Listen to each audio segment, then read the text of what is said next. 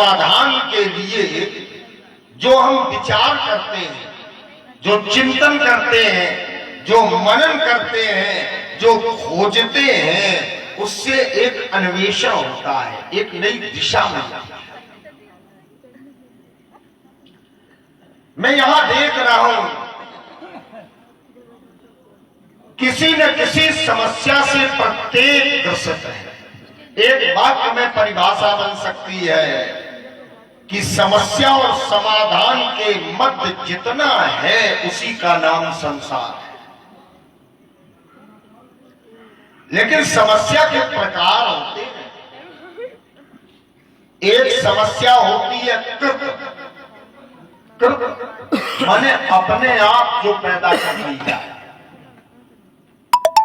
आज कोई मद्यपान कर रहा है तो कल रोगी हो जाएगा, ये समस्या है। आज अगर कोई गलत आचरण कर रहा है तो कल उसको दंड मिलेगा, चाहे प्रकृति दे चाहे समाज दे। तो जो हम करते हैं वो कारित नहीं, कृत समस्या है। दूसरी समस्या है कारित। कभी कभी कुछ लोग अपने विवेक का प्रयोग नहीं करते, दूसरे ने प्रेरणा दे दी, अनुचित कर्म कर दिया तो कारित कर्म है, लेकिन फल से ही भोगना पड़ेगा जिसने किया। एक समस्या होती है प्राकृत, प्रकृति प्रदत्त। उपल वृष्टि हो जाए, सरल शब्दों में कहते हैं ओले पड़ जाए, फसल नष्ट हो जाए, तो ये समस्या प्रकृति प्रदत्त है, प्राकृत समस्या। दैवीय समस्याएं भी आ जाती हैं जीवन में। देखो वर्तमान में एक समस्या चल रही है, कई महीनों से चल रही है, और वैश्विक समस्या है, कोई एक पर नहीं, संपूर्ण विश्व पर। समाधान भी बनाया गया, उपकरण भी बने, लेकिन समस्या से जो रहित है वो केवल एक है। वो कौन है? जिसके जीवन में कोई समस्या नहीं, वो है भगवान का अनन्य भक्त। उसके जीवन में कोई बाधा नहीं, कोई समस्या नहीं। सुखी मीन जे नीर अगाधा, पाठांतर जहां और जिम हरि शरण न एक बाधा। जो भगवान की शरणागति जिसने ले ली, उसके जीवन में कोई समस्या नहीं, या परमात्मा के लिए कोई समस्या नहीं है। भक्त और भगवंत ये समस्या से परे है, तो समस्याओं का जीवन है। जब तक संसार है ये बनी रहे। बड़े बड़े योगियों के जीवन में भी आ जाती है। यहां मैं इस बात को प्रमाणित कर रहा हूं। राजा जनक की कन्या जब बड़ी हुई तो जनक ने विचार किया कि अगर हम धनुष के माध्यम से प्रण कर लें तो समस्या का समाधान हो जाएगा, हमें वर की प्राप्ति होगी। राजा जनक ने प्रण कर लिया और सोचा कि समाधान मिलेगा, और जब समाधान नहीं मिला, राजाओं से धनुष नहीं टूटा, तो वही जनक कहने लगे कि कुंवर कुंवारी रहे का करूं, अब मैं क्या करूं, समस्या है। हमने बोलना प्रारंभ किया लेकिन समाधान नहीं हुआ। भाई ने संकेत दिया, हमें बैठा दिया। धनुष का खंडन भी हो गया, प्रण पूर्ण हो गया, बाकी नहीं। और फिर एक समस्या खड़ी हो गई कि कुछ दुष्ट राजा थे, वो उठ उठ पहर सना अभागे, जहता गाल बजावन लागे, लेव छड़ाए सिर का कोऊ, दारी बांधो नट बालक दो, तोरे धनुष चाल नहीं सरई, जीवित हमें कुंवर को बरई, जो विदे कुछ करे सहाई, तो जीतब समर सहित दो भाई। समस्या फिर आ गई, समाधान हुआ, धनुष टूटा, लेकिन समस्या खड़ी हो गई। और इस समस्या के समाधान के लिए हमने भी प्रयास किया, लेकिन पूरी तरह समाधान नहीं हुआ। तब तक परशुराम जी महाराज आ गए। तो जो समस्या पैदा कर रहे थे, उन्होंने परशुराम जी के जब स्वरूप को देखा तो लगे करन सब दंड प्रणाम। युद्ध भूल गए, छीनने की चर्चा ही भूल गए और प्रणाम करने लगे। तो इनसे भी समस्या का समाधान हुआ। अगर ये न आए होते तो यहां की स्थिति कुछ बदल जाती। समाधान हुआ, और जब समाधान इनसे हुआ तो फिर एक समस्या आ गई कि वेग दिखाओ। अब धनुष तोड़ने वालों को दिखाओ, और न दिखाया गया तो ये धरती पलट देंगे, राजाओं को दंडित करेंगे। भयभीत हो गई। आपने प्रार्थना भी की, कोई के हुए दास, लेकिन समाधान नहीं निकल रहा। और समाधान के लिए हमें कर्तव्य करना पड़ेगा, क्योंकि वो कर्म प्रधान है, करना पड़ेगा। बैठ करके अगर कोई समाधान चाहे तो जीवन में कभी नहीं मिलेगा।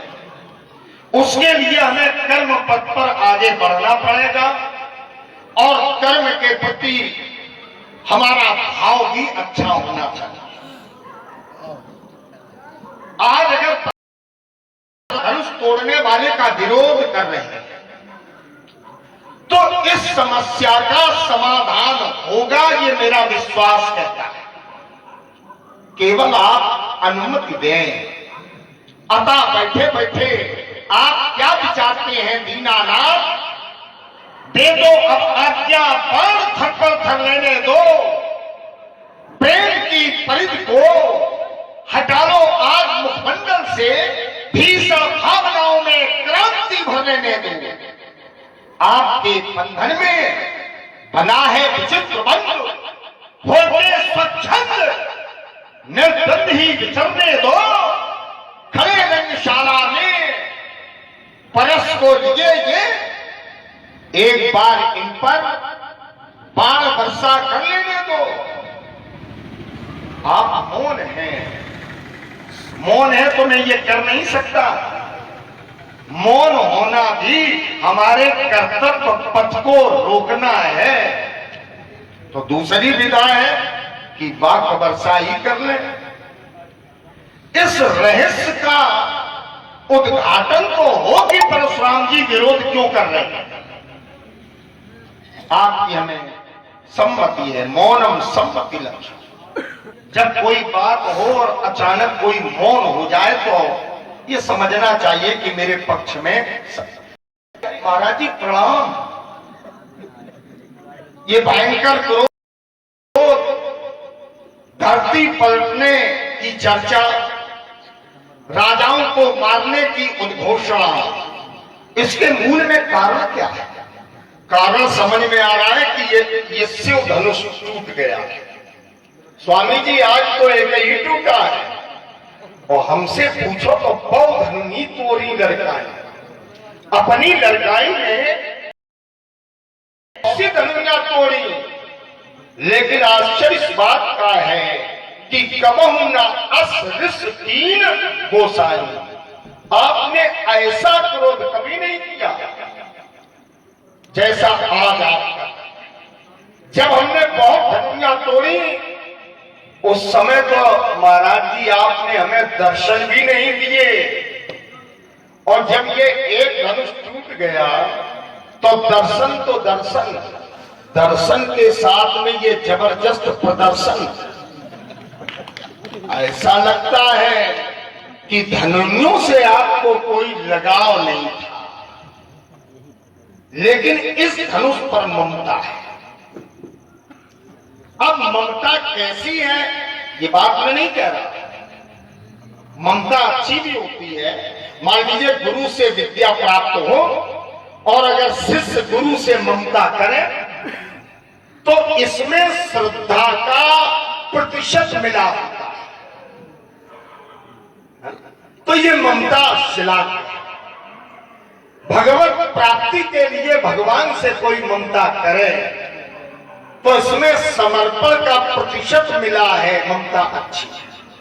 और व्यक्तिगत अपने निजी स्वार्थ के लिए कोई किसी से ममता करे तो ये ममता त्याग है। आप जैसे महापुरुष के द्वारा जो ममता हो रही है उसका हेतु क्या है, उसका कारण क्या है? तो मेरा प्रश्न है कि यही धन पर ममता के हेतु, ममता का हेतु क्या है, कारण क्या है? नहीं तो क्रीड़ा कर मुनराज सुनो पाव धनवीन हाथ बसाई, कौन से माणिक यामे लगे जो ऐती करी ऋषि आप गोसाई, करनाथ कृपा को भाषे के चूक प्रति नहीं ऋषि छाई, ऋषि पर वेग बताओ मोहे ये धन पर क्यों ममता दिखा? राजकुमार लक्ष्मण, तुमने कहा मनुष्य के जीवन में बड़ी समस्याएं हैं, कुछ कृत समस्याएं हैं, कुछ कार्य समस्याएं हैं, कुछ उसने स्वयं कार्य करके बनाई है और कुछ दैवी है। ये जो प्रकृति की समस्याएं हैं वो भी मानव द्वारा कृत ही है, क्योंकि प्रकृति विशुद्ध है, ममतामयी है, आनंददायिनी है। लेकिन जब मनुष्य प्रकृति विरुद्ध कर, प्रकृति किसी न किसी रूप में दंड देती है। काम उनको सुख दुख करदाता, निज कृत कर्म भोग सब भ्राता, अपने कर्म का फल सब भोगते हैं, निज कृत कर्म भोग सब भ्राता। अब समस्याएं जीवन में आती हैं, उनका समाधान भी होता है। समाधान कभी मनुष्य स्वयं सोचता रहता है, उसको समाधान मिलता ही नहीं, क्योंकि मनुष्य की बुद्धि है सीमित और समस्या असीमित। तो अपनी बुद्धि से वो समाधान नहीं निकाल पाता तो अपने गुरुजनों से पूछता है। जैसे दशरथ के सामने समस्या आई, एक बार भूपति बदमाही भय गलानी मोरे सुतनाही, तो दशरथ विवाह करते चले गए, अपनी बुद्धि से समस्या का समाधान करना चाहते थे, विवाह करते चले गए, पुत्र हुए नहीं। तब गुरु गृह तुरंत गए वो महिपाला, मां धनाई कर ने विशाला। तब वशिष्ठ जी ने मार्ग निकाला, घरे उत्तीर्ण हुई है शुद्ध चारी संगी ऋषि वशिष्ठ बुलावा। गुरुदेव ने समस्या का समाधान किया। अब मनुष्य सोचे हम बड़े बुद्धिमान हैं और हम समस्या का समाधान कर लेंगे, नहीं कर पाए। कभी कभी बुद्धि काम करती, कभी नहीं करती, तो गुरुजनों से पूछना चाहिए। शास्त्र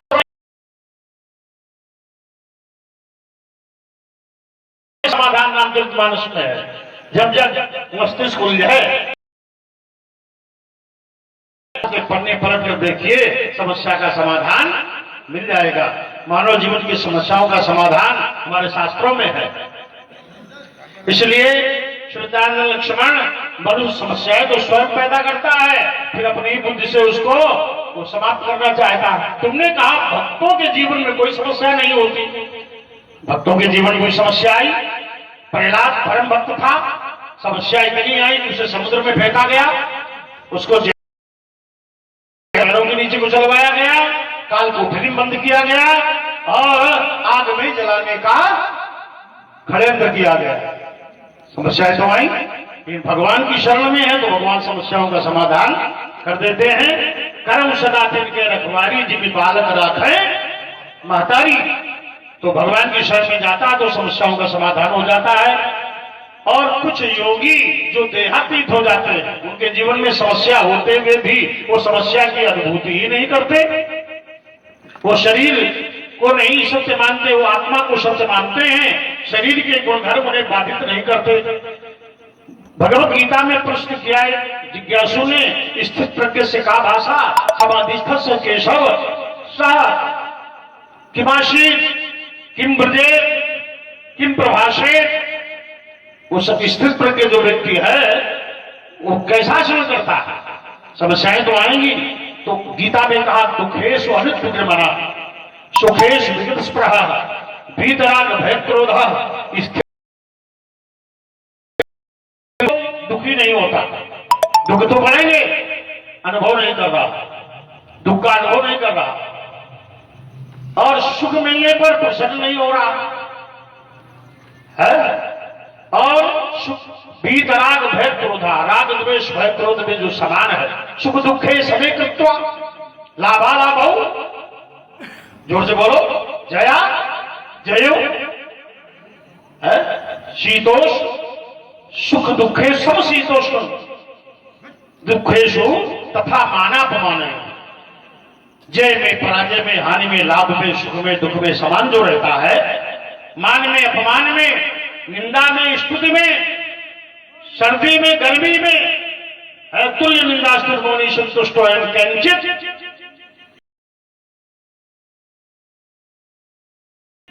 कर्म सुभाष बलाई, वो निर्द्वंद होता है, द्वंद्व योगी, जो दोनों से दूर है वो योगी है।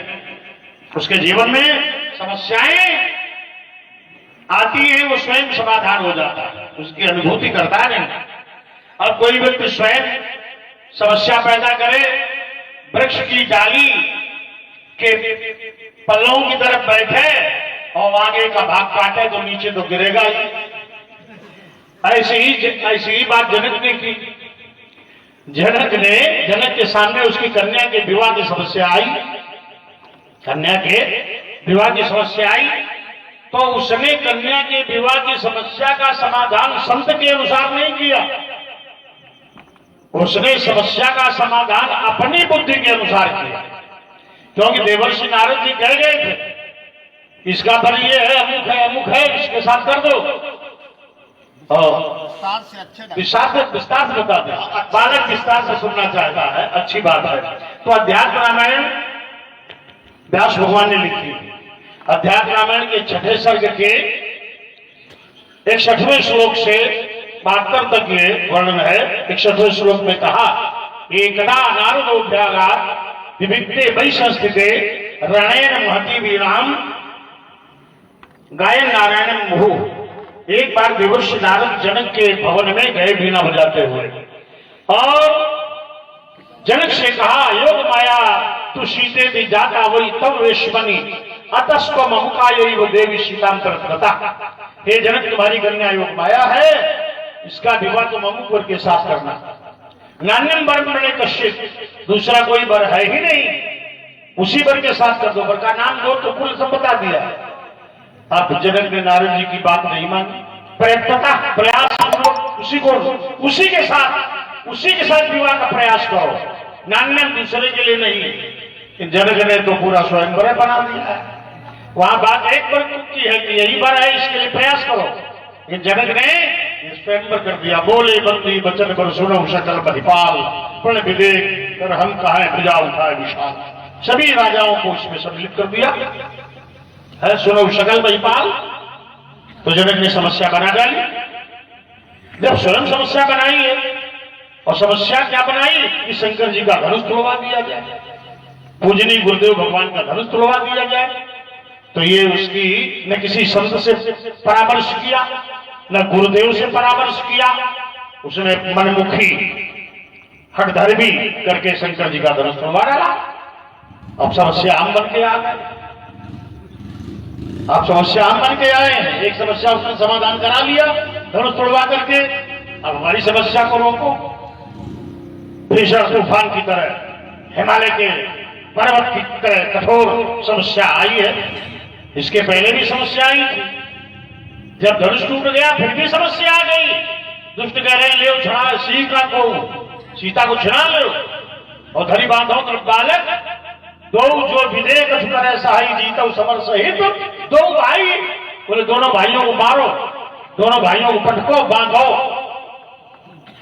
और तुम धनुषधारी बांकुरे कुछ नहीं कर पा रहे थे, और राजा ने ऊपर सुना कह रहे थे दोनों को मारो, इनको बांधो और सीता को छुड़ा लो।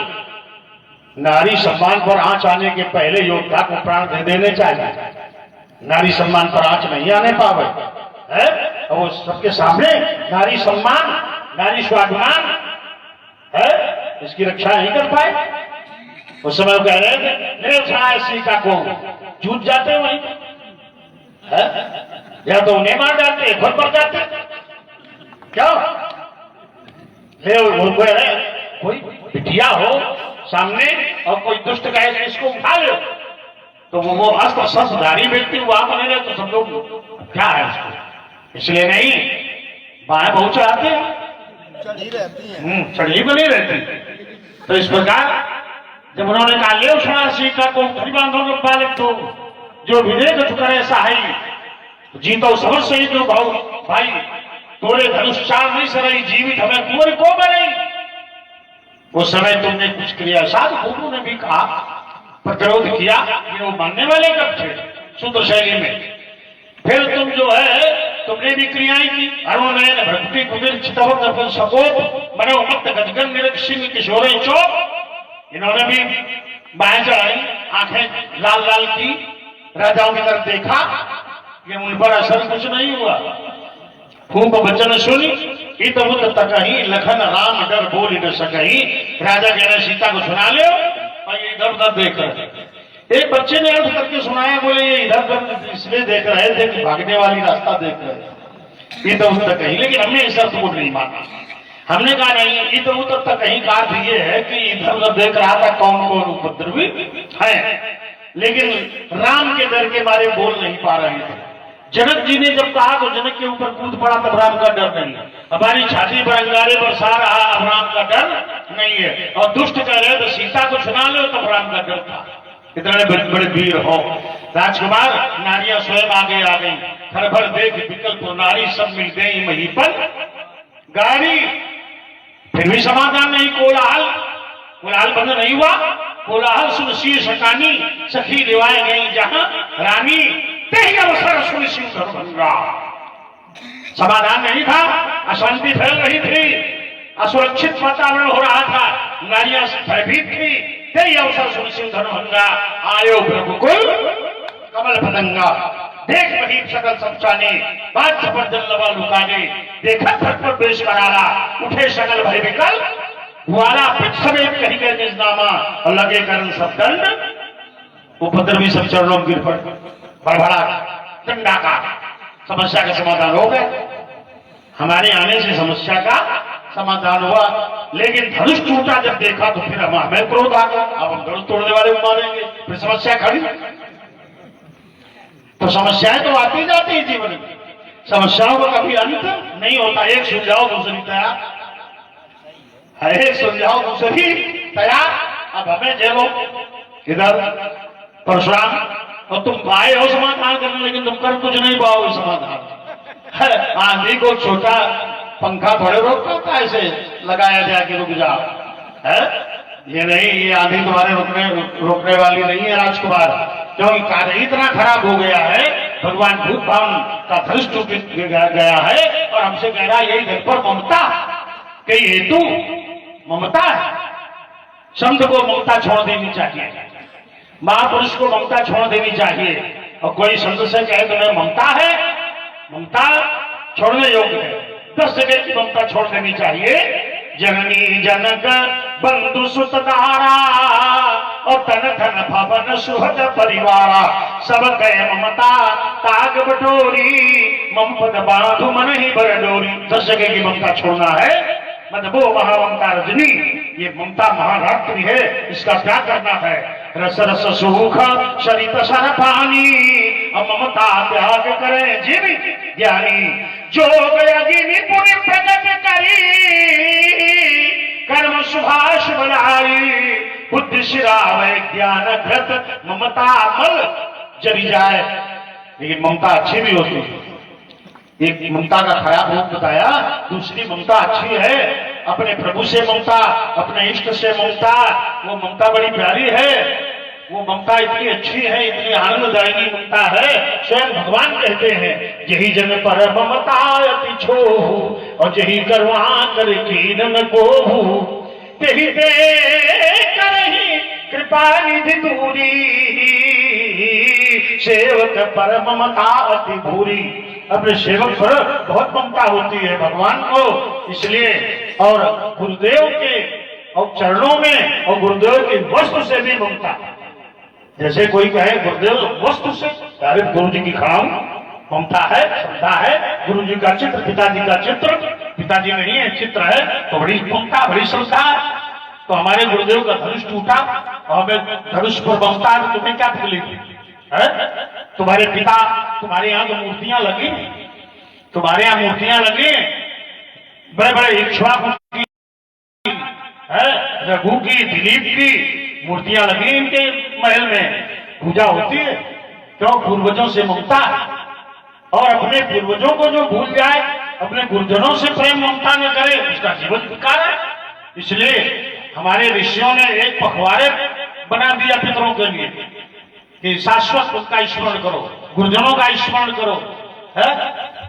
परिक्रमा कर रहे। हाँ, वही बता रहे, परिक्रमा करें, अपने माता पिता करो, गुरुदेव करो, परिक्रमा परिक्रमा करेगा हमारी। इसलिए शुक्रानंदन अरे बालक काल वर्ष बोले तो न संहार धनु ही शंकर गुरार धनु विदित सकल संसार। महर्षि परशुराम जी का उत्तर मिथिला के सुधी श्रोताओं ने भली सुना, अच्छा भी लगा होगा, क्योंकि हमें भी अच्छा लगा। क्यों अच्छा लगा? क्योंकि जो हमने कहा था उसको काटा नहीं है, उसका अनुमोदन किया है। कहा समस्याएं तो आती हैं बेटा जीवन में, राजकुमार, समस्याएं आती हैं, समाधान भी होता है, और यही भूमिका हमने परोसी थी। इसमें एक बात आपने कही और हमें अच्छी लगी कि जब कभी मनुष्य समस्या का समाधान न कर पाए तो महापुरुषों की चरण शरण में उसे जाना चाहिए। तुम्हारे पूज्य पिताजी हमारे चक्रवर्ती जी महाराज गुरु ग्रह गए तुरंत महिपाला। तुरंत शब्द है, समाधान नहीं हो रहा था तो कहां गए? गुरु जी के यहां।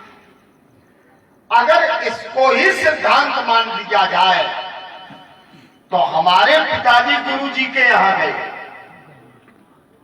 और धनुष टूट गया है, समस्या आपके लिए आ गई है, समाधान नहीं निकल रहा, कोई बता रहा नहीं।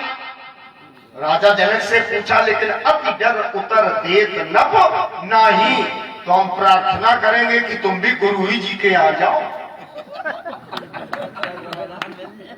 वही समाधान मिलेगा, गुरु जी बता देंगे। क्योंकि उनका टिप्पा है कि ये अनुचित कर्म है कि उचित कर्म है। अरे आपको क्या करना चाहिए, ये सारा उत्तर गुरु के निकट जाने पर आपको प्राप्त हो जाएगा, वहीं विनती करो जाकर, तो स्वयं समाधान निकाल लें। अब आइए इस पर एक चिंतन दे रहा। एक बात महर्षि परशुराम जी ने रखी कि समस्या तो स्वयं पैदा की है जनक ने, स्वयं पैदा की। विवाह करना था तो देवर्षि नारद ने बता दिया था कि योग माया पिसीते, तुम्हारी कन्या योग माया है, इसका विवाह तुम, मैं खोल दूं, इसका विवाह तुम राम के साथ करना, किसी दूसरे के साथ इसका वर्ण मत करना। जनक जी महाराज ने पूछा क्यों? देवर्षि नारद ने कहा क्योंकि इसके वर्ण करने के लिए राम का आगमन हो चुका है और मानवता की रक्षा भी करेंगे। और एक बात सोच लो जनक कि ऐसा ये जो कन्या है ये पूर्व भार्या, ये पहले से ही राम की पत्नी है। अभी तो जो होगा ये तो होगा ही, लेकिन ये पूर्व से ही राम की पत्नी है, इसलिए दूसरे के साथ इसका वर्ण मत करना। इसके लिए तुम क्या करो? स्वामी जी आप बता दो क्या करें, क्या कहा था? प्रयत्नतः अब तो अमुकाय राघवाय, हाँ, राघव के लिए, राघवाय, राघव के लिए प्रयत्न करो, ये कहा। अब राघव के लिए जनक ने प्रयत्न बड़ी बुद्धिमत्ता से किया कि राघव प्राप्त भी हो जाए और राजाओं का जो बल है, उन्हें जो बल का घमंड है, वो घमंड भी दूर हो जाए। दोनों बातें। आइए, एक सोल्ठे में बड़ा प्यारा अर्थ निकलता है। विवाह तो होना था, लेकिन सीय विवाही राम, सीता का विवाह किसके साथ? राम के साथ। लेकिन कब? बोले गर्भ दूर कर नृपन के, प्रमाण है राजाओं के गर्भ को दूर करने के बाद विवाह हो। तो राजाओं का गर्भ दूर कैसे होता यदि जनक धनुष पर प्रतिज्ञा आरोपित न करते। इसलिए जनक जी का ये प्रयास सफल रहा। एक बात और आपने रखी, बहुत सुंदर बात कही। अब सुंदर नहीं कहेंगे तो परसा लिए कौचलाई दे, चतुराई से काम निकाल। बड़ी सुंदर बात कही ममता की, और कहा कि ये लक्ष्मण ममता का आरोप लगा रहा है। हमारे गुरु जी का धनुष है, हमें बड़ी बस जो परिस्थिति आपके सामने है वही परिस्थिति मेरे सामने। आपको गुरु जी के धनुष से श्रद्धा है और हमें तोड़ने वाले से श्रद्धा है। भैया गलत कह रहे हो, आप ही बताओ। ये तो लड़का समझ के दबा ही रहे। आपको जितनी श्रद्धा भगवान शंकर के धनुष से है, क्योंकि गुरु वस्तु है, उससे कम श्रद्धा हमारी तोड़ने वाले से नहीं है। वो मेरे सब कुछ है। तो आपकी श्रद्धा आपके स्थान पर और मेरी श्रद्धा मेरे स्थान। इसीलिए हमारे आपके बीच ये चर्चा प्रारंभ, मैं समझता हूं कि पर्याप्त है दूसरी आवृत्ति में, और अगर चाहे तो इसी को बढ़ा भी सकता हूं। नहीं तो कथोपकथन जब छोटे होंगे तो श्रोताओं को रस हो। अवश्य अवश्य। राजकुमार लक्ष्मण, तुमने ये माना कि परशुराम जी ने हमारी बात को ही पुष्ट किया कि समस्याएं मनुष्य जीवन में आती हैं, उनका समाधान होता है, फिर समस्याएं उत्पन्न होती हैं। ये तुम्हारी बात नहीं है, ये शास्त्र की बात है। अब कोई भी कहे सूर्य पूरब में निकलते हैं तो विपक्षी क्या कहेगा? पश्चिम में निकलते हैं। तो पूरब में निकलते हैं, है? तो जो सही बात है उसको तो कहा जाएगा। अब कहने हमारी बात को आप मान रहे हैं, ये तुम्हारी बात नहीं है, शास्त्र की बात है। समस्याएं जीवन में आती हैं, उनका समाधान किया जाता है, और जब शोध काम नहीं करती तब फिर गुरुजनों से परामर्श लिया जाता है। बस दशरथ ने पूरी शक्ति लगाई, विवाह किए, पुत्र नहीं हुए, तब गुरुदेव की शरण में गए। हमारी स्वमति अभी काम कर रही है।